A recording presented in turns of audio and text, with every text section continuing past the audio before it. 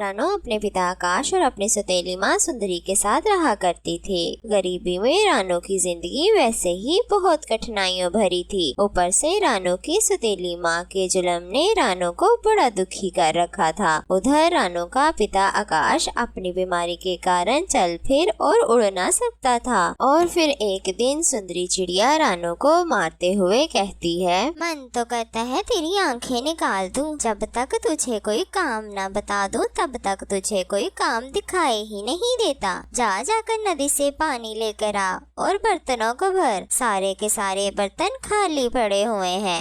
माँ बस जाने ही वाली थी मैं, तुम कहीं नहीं जाने वाली। बस मेरी छाती पर मूंग तलोगी। काश तेरे बाप ने अपने कमाते कमाते ही तेरी शादी कर दी होती, पर मेरी फूटी किस्मत, तेरे साथ तेरे बाप को भी खिलाना पड़ेगा। न जाने वो दिन कब आएगा जब मेरी तुम दोनों बाप बेटी से जान छूटेगी। और हाँ, तुम एक बात कान खोल के सुन लो, अपने दहेज और अपने बाप के इलाज के लिए पहले पैसे जोड़ो, फिर ही मैं तेरा ब्याह और तेरे बाप का इलाज करवा सकती हूँ। मेरे पास एक फूटी कौड़ी नहीं है तुम दोनों भिखारियों को देने के लिए। फिर रानो बर्तन उठाकर पानी भरने चली जाती है और दूसरी तरफ रानो के पापा अपनी पत्नी की ऐसी कड़वी बातें सुनकर बहुत दुखी होते हैं, लेकिन वो कुछ न कहते, क्योंकि आकाश चिड़ा जानता था कि अगर वो कुछ बोला तो सुंदरी चिड़िया रानो पर फिर से तशद्दुद करेगी। मम्मा, अब क्यों इस बेचारी को तंग करती हो?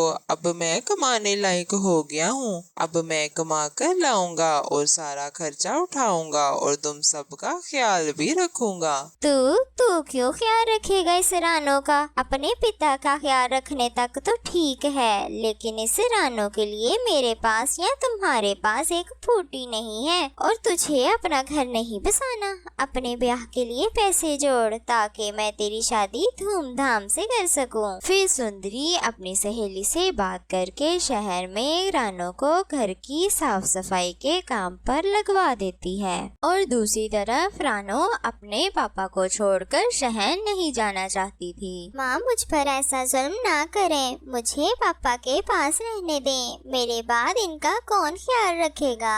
अच्छा ठीक है, तू शहर नहीं जाना चाहती तो ना जा। तेरे बाप की दवाइयाँ फ्री की नहीं आती। कल से तू और तेरा बाप जिए या मरे, मैं एक फूटी कौड़ी ना दूंगी। तुम दोनों अपना खर्चा खुद करोगे अब। फिर रानो ये सब सुनकर मजबूरन शहर जाने के लिए तैयार हो जाती है और अगले ही दिन रानो शहर सुंदरी चिड़िया की सहेली के घर जाती है। अच्छा तो तुम हो रानो, मैंने बात कर ली। तुम्हें चील सेठानी के यहाँ लेकर जाऊंगी, जहाँ तुमने झाड़न पोछा करने का काम करना है। और काम बड़ी एहतियात से करना, क्योंकि वो चील सेठानी अच्छी पगार दे रही है। उसे कभी भी निराश ना करना, सब काम चुपचाप कर लेना।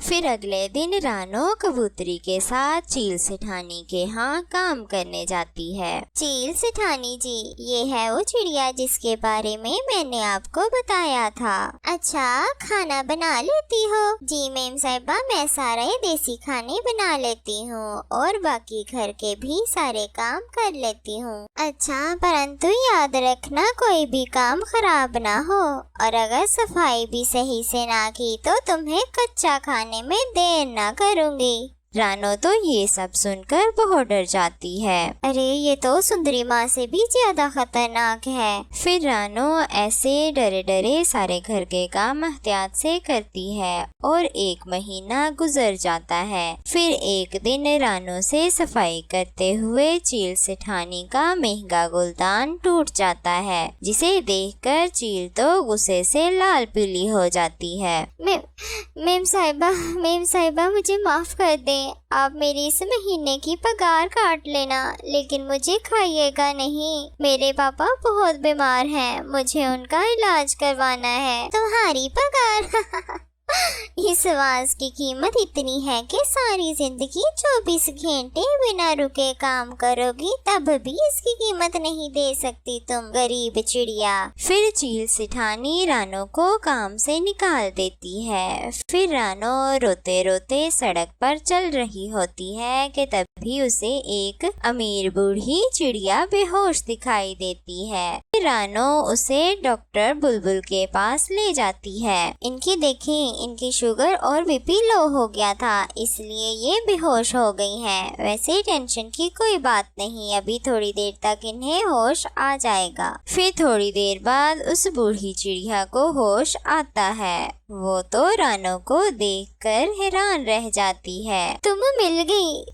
गई, मेरी चुन्नी मुझे मिल गई। मैंने तुम्हें कहाँ कहाँ नहीं ढूंढा, लेकिन तुम मुझे कहीं नहीं मिली। आंटी आप क्या कह रही हैं? मैं आपकी बेटी नहीं हूँ, मेरा नाम रानो है और मैं 1.5 महीना पहले ही गांव से शहर आई हूँ। देखिए डॉक्टर साहिबा, लगता है बेहोशी की वजह से आंटी मुझे अपनी बेटी समझ रही हैं। तुम्हें यकीन नहीं आता तो मेरे साथ चलो।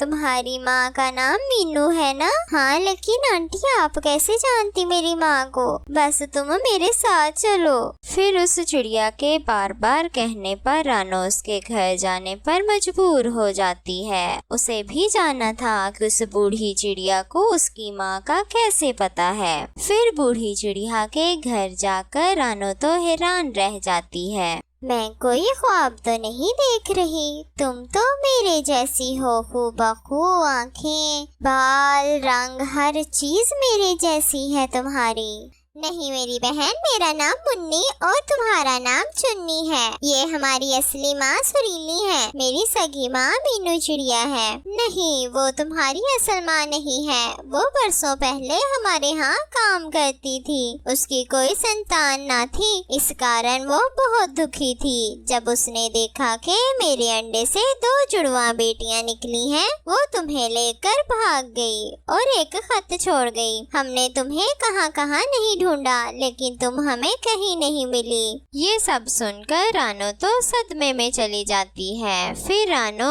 अपने पिता को सारी बात बताती है। हाँ रानो, सुरीली मेम साहिबा ही तुम्हारी असल माँ है। हमारी कोई संतान ना थी, लेकिन तुम्हारी माँ को एक बच्चा चाहिए था।